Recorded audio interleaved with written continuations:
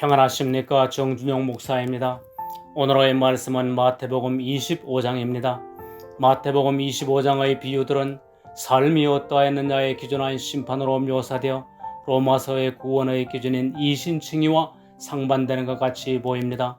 그러나 성경이 한 분 하나님의 말씀인 이상 하나의 교훈이 다른 교훈과 결코 상반되지는 않을 것입니다. 단지 우리의 어두움으로 인해 이해가 쉽지 않을 따름일 것입니다. 저는 오늘 이에 대해서 연역을 하고자 합니다.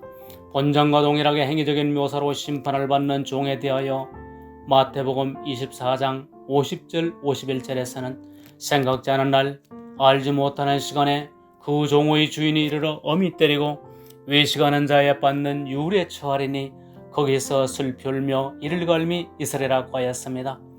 이에 비하여 병행구절의 누가복음 12장 46절에서는 신실치 아니하는 자에 받는 유울에 처하리니 라고 하였습니다.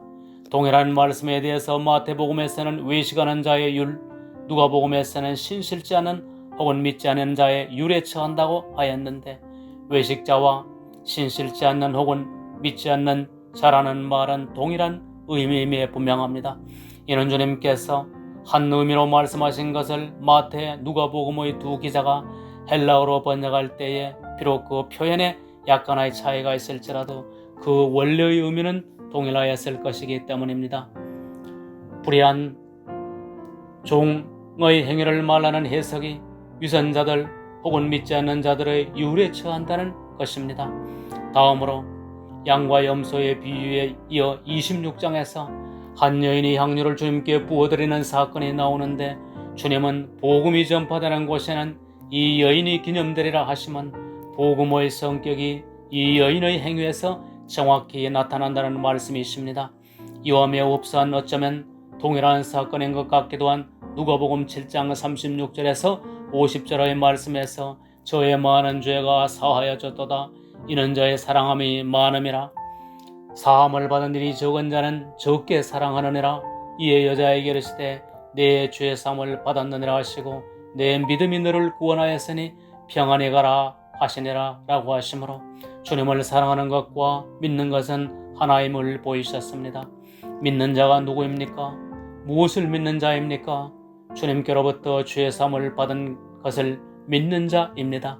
이 죄 사함을 받은 것을 믿는 자는 주님을 사랑하게 된다는 것입니다. 이렇게 주님을 사랑하게 된 사람에게 주님은 그의 계명을 주셨으니 곧 사랑하는 새 계명이었던 것이었습니다. 이 계명을 가룟 유다에게 주님이 주신 것이 아니었습니다. 이는 그에게는 주님에 대한 사랑이 없었으니 이는 그는 주님께로부터 죄 사함을 전혀 받지 아니하였다는 것입니다. 그러므로 그는 주님의 사람, 주님의 양이 아니었습니다. 주님은 자기로부터 죄 사함을 받아들이고 자기를 사랑하는 베드로를 비롯한 그의 사람들인 나머지 제자들에게 그의 계명을 주셨습니다. 너희가 나를 사랑한다면 나를 사랑하는 그 사랑으로 서로 사랑하라. 너의 형제 곧 나의 형제를 사랑하라는 사랑의 계명이었습니다. 주님을 사랑하는 사랑이 있기에 그의 계명을 지키는 것은 무거운 것이 아니라 가볍다는 것을 요한일서에서 사도가 밝히고 있는 바와 같습니다. 그러나 이 열 처녀의 비유, 달란트의 비유, 양과 염소의 비유 모두가 믿는 이들에게 주시는 주님의 말씀이시오 경계이시란 것을 또한 이해를 하여야 합니다. 산상수훈의 높은 삶의 표준도 주님께서 그의 사람들인 제자들에게 주신 지상의 삶의 헌장이었습니다.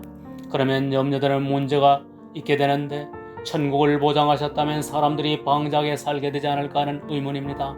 그러나 주께서 말씀하시기를 내 양은 내 음성을 듣는다고 하셨습니다. 천국이 보장이 되었으니 방종하는 것이 아니라 죄 사함을 받은 믿는 이들은 주님을 사랑하게 되므로 주님의 계명을 지키게 된다는 것입니다. 그러므로 주님의 이 경계의 말씀을 들을 때에 믿는 이들은 경외함으로 머리를 조아리고 옷소매를 여밀 것이나 주님을 경외함이 없는 사람은 이 말씀에 결코 마음을 두지 않을 것이며 그로 인해서 마지막 날 주님의 하신 말씀에 따라 영원한 형벌의 심판에 이르게 된다는 것입니다. 이들이 바로 왼편의 염소들로 비유되는 사람들입니다. 이들은 나의 주님과는 상관이 없는 자기 자신의 삶을 살게 되는 것이니 주님을 결코 대접하는 사랑이 있을 수가 없는 사람들인 것입니다. 주님을 믿음과 주님을 사랑하면 둘이 아닌 하나의 동격이라는 진리입니다.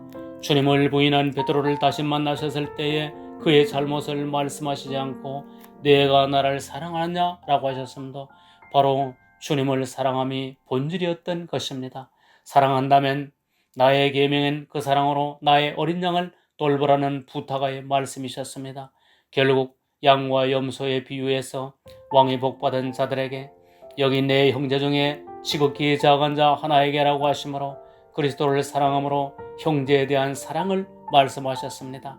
깨어라라는 말씀은 우리의 죄를 그분이 사하셨다는 믿음과 감사로 그분에 대한 사랑을 간직하며 섬김을 지속하라는 말씀이십니다. 사죄에 대한 믿음과 감사가 결코 성도의 삶과 무관하지 않고 하나로 되어 있다는 것이니 믿음으로 사는 자, 주님을 사랑하는 사람입니다. 기도드리시겠습니다. 주여, 주께서 베드로에게 하신 말씀과 같이 저에게도 주님을 사랑하느냐, 그리하면 주를 사랑하는 그 사랑으로 형제를 사랑하라는 계명을 주신 줄 나옵나니 주여, 저에게 주님에 대한 사랑으로 형제를 사랑하게 하옵시오. 주님을 기쁘시게 드리는 평생의 삶이 되게 하시고 하나님의 나라에서 해같이 빛나는 영광 가운데 주와 더불어 살게 하여 주옵소서. 예수 그리스도의 이름으로 기도드립니다. 아멘.